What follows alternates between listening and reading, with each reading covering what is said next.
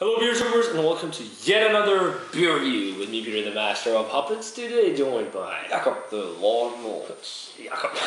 Yeah. Today we're going to be looking at another beer from Hair of the Dog that we just got in a trade from Dan, or Atsuren. I can't pronounce that, his username on Rate Beer. We thought we would try one of them. This is the Hair of the Dog Fred, or Bourbon Fred from the Wood. We reviewed Fred and had it for the first time actually back in San Diego, and Hair of the Dog makes some really interesting reviews. But this is the 2011 vintage of Bourbon Fred.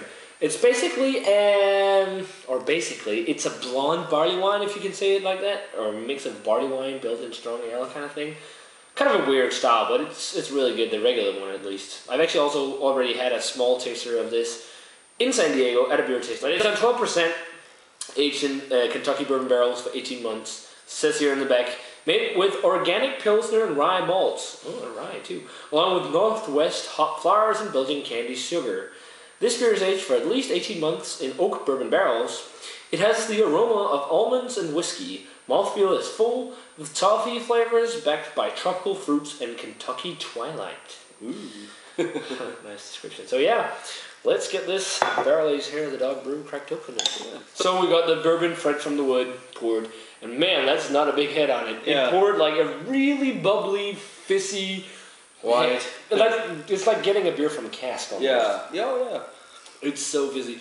But man, it's much darker than the regular Fred. This is really murky. I haven't had the Fred one, but the regular Fred, not Fred from the Wood here, is much lighter in color, as far as I remember. It's absorbed a lot of color from the Wood.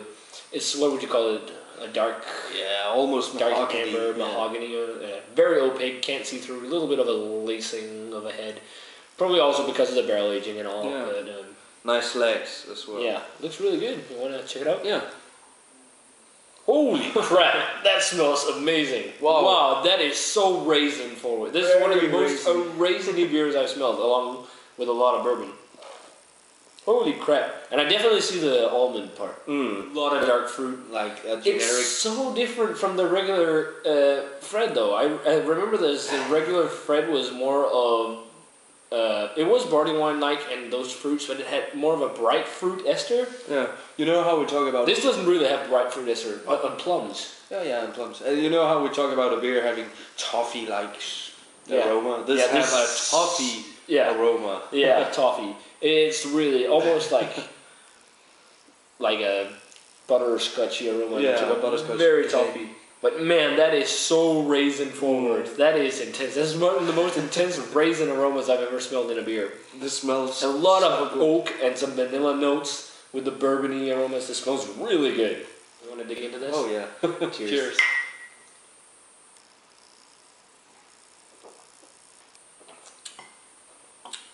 Holy crap! That's like drinking like a scotchy, bourbony kind of thing almost. Yeah. It's dead flat though. Yeah, it's flat. There's no carbonation in here.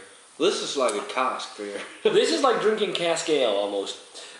And I think it kind of suits the beer almost. Yeah, it does. I mean, it's not anything... I know a lot of people go crazy when... I mean, it does have a tiny amount of carbonation, but I know people go crazy when the beer is missing carbonation.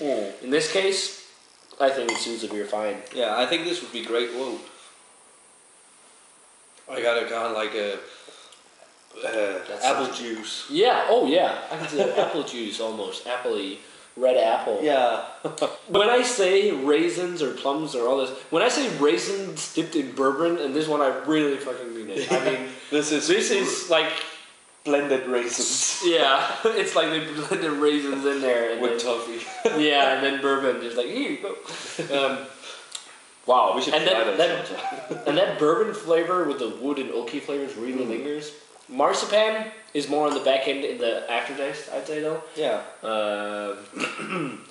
Pretty decent amount of sweetness on it. It's not an uber sweet beer, but it's very sweet. But a lot of fruity esters too. Yeah, fruity esters. But the rye isn't as dominant. Yeah. There is some kind of spicy kick on the back end. Yeah, but I can definitely taste that this is with Pilsner malt because they kind of have a light mouthfeel. Almost a blend between a Belgian, a barley German, wine, and an English cask ale. Kind of like, yeah.